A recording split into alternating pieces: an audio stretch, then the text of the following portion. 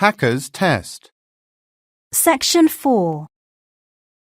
You will hear a part of a lecture given by a professor in a business class about a form of effective customer service.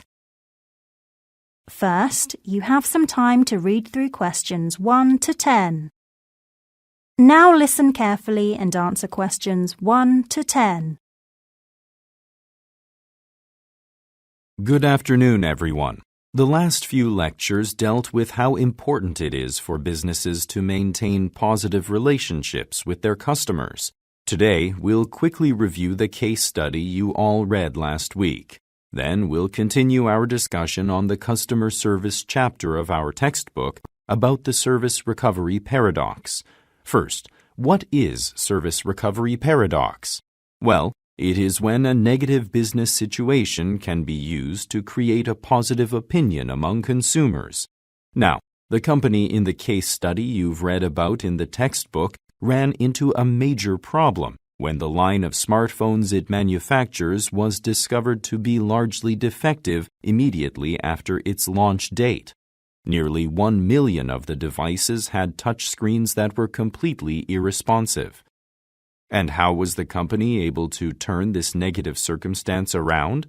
It promised to repair all of its defective phones for free. Additionally, it allowed any customer who purchased one of the devices to get a complimentary upgrade to the latest model when it came out the following year. Interestingly enough, consumer opinion of the company was better than it had ever been after the launch of the defective line. This swing in consumer opinion from negative to positive due to a company's efforts following a service failure is a good example of the service recovery paradox. Some studies even show that overall customer loyalty to a company increases after a negative event that is addressed successfully. The main point here is that a good business knows that an issue with a service or a product is a great opportunity to increase customer loyalty. There's significant empirical evidence showing that customers are generally more pleased when a company shows interest in accommodating their needs. This is mainly because customers believe the company has gone above and beyond to take care of them in a special way. And displaying concern is an important technique for any professional in the customer service field to use. Now that everyone seems to have a good understanding of what the service recovery paradox is, I want to look at the 4 factors that contribute to it. First of all, there's the customer's perceived value of the service or product recovery to consider. Customer needs are unique according to each individual's various desires, so different solutions will satisfy different clients. In our case study, it's important to keep in mind that the free upgrade to the new phone model was sufficient to some customers, but not to others. This is what is meant by a customer's perceived value of the recovery. Second, we can also look at customers' levels of dissatisfaction as every business endeavors to decrease them overall. And customer dissatisfaction, like a customer's perceived value of the service recovery, is always subjective. There isn't a definitive solution for any problem. In the case study, for example, the general opinion of the corporation's products immediately following the defective product launch was largely negative. This indicated a high level of customer dissatisfaction. But high ratings from consumers resulted after the service recovery.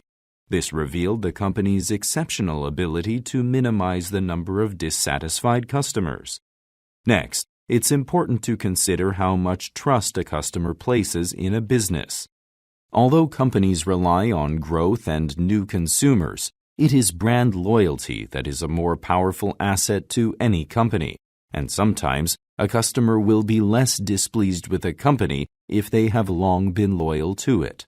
And lastly, there's the possibility of customers changing their service. What this means is that customers might switch to a competing business in the event of a service failure. Therefore, companies feel the need to give disappointed customers something to convince them to stay. In the case study, the offer of a complimentary upgrade may have been enough to cause them to remain with their existing company, rather than switch to a competing brand. However, the service recovery paradox isn't applicable in every situation. Customers are typically content when a one-time problem is taken care of. But poor quality products that fail repeatedly don't build consumer trust for companies. So, obviously, if customers continue to run into trouble with a company, satisfaction levels will be lower. However, having service recovery in place guarantees that problems will be taken care of when they arise. Accordingly, service recovery is an essential backup plan for customer service managers. And that's what I want to emphasize for today's lecture. All right, I'll take any questions that you might have at this time.